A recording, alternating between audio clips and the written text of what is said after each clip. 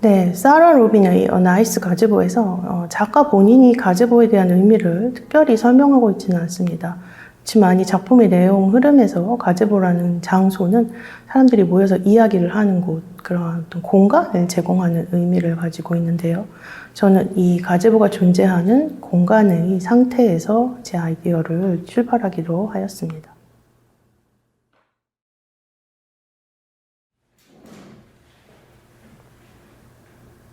네, 저도 이 프로젝트가 정해진 그 순간부터 가제보에 대한 검색을 시작했는데, 우선은 내용에 가제보가 포함된 것을 찾는 일이 이게 시간을 요하더라고요. 그래서 우선은 구글 서치를 통해서 가제보란 단어 자체를 검색을 해보았습니다. 그래서 그것과 관련된 문헌이 나왔을 때 이제 작품과 연관지킬 수 있는 문학 작품이 있나 찾아보게 되는데 그 결과로 이 사라 로빈의 여 나이스 가제보를 선택하게 된 것입니다.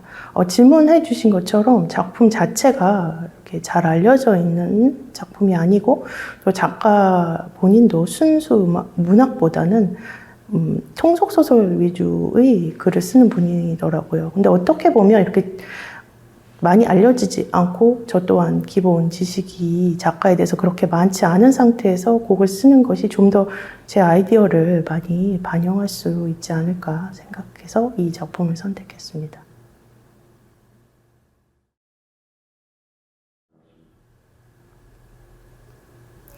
네, 앞서 말씀드렸듯이 사라 로빈의 나이스 가제보에서 작가 본인이 그 작품에서 가제보에 대한 의미를 어떻게 설명하고 있지는 않습니다.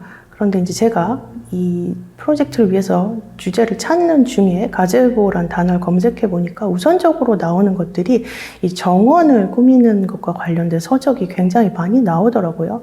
그래서 어떤 정원의 가제보라는 인공의 공간을 사람들이 만드는 그런 행위에 대해서 생각을 해본다면 정원이라는 것은 일단 집에 부속된 그런 환경인데 인공적으로 원래 실제로 거주하고 있는 집 바깥에 인공적으로 집을 닮은 모양을 만들어내고 그리고 그 공간에 사람들이 모여서 또 다른 인간관계를 이룬다는 점에 좀 착안을 하였습니다.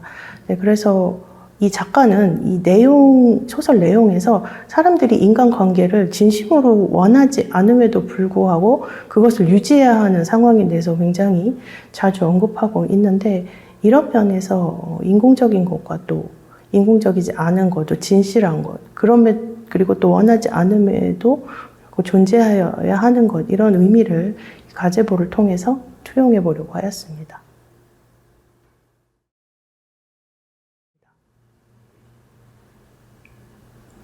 네, 작품에서 주어진 키워드를 제가 어떤 프로그램 음악적으로 해석하고 있지는 않습니다. 그렇죠. 어느 정도 주어진 키워드들을 묘사하는 부분은 있다고 생각을 합니다. 굳이 지적을 한다면 피아노의 지속하는 같은 경우에는 이제 어떤 관망이나 방관의 그런 모습을 어느 정도 표현하려고 하였고요. 또 다른 키워드로 쓰이는 진실과 거짓 같은 경우에는 음색의 대비를 통해서 나타나려고 하였습니다.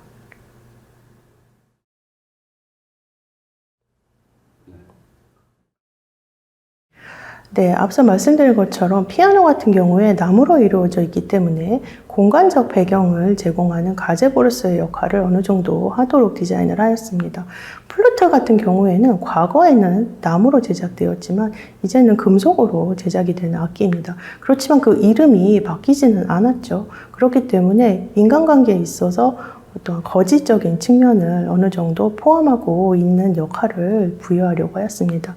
첼로 같은 경우에는 과거와 지금의 별 차이가 없이 계속 나무로 제작이 되고 있죠. 그래서 어느 정도 진실된 인간관계의 면을 반영하려고 하였습니다.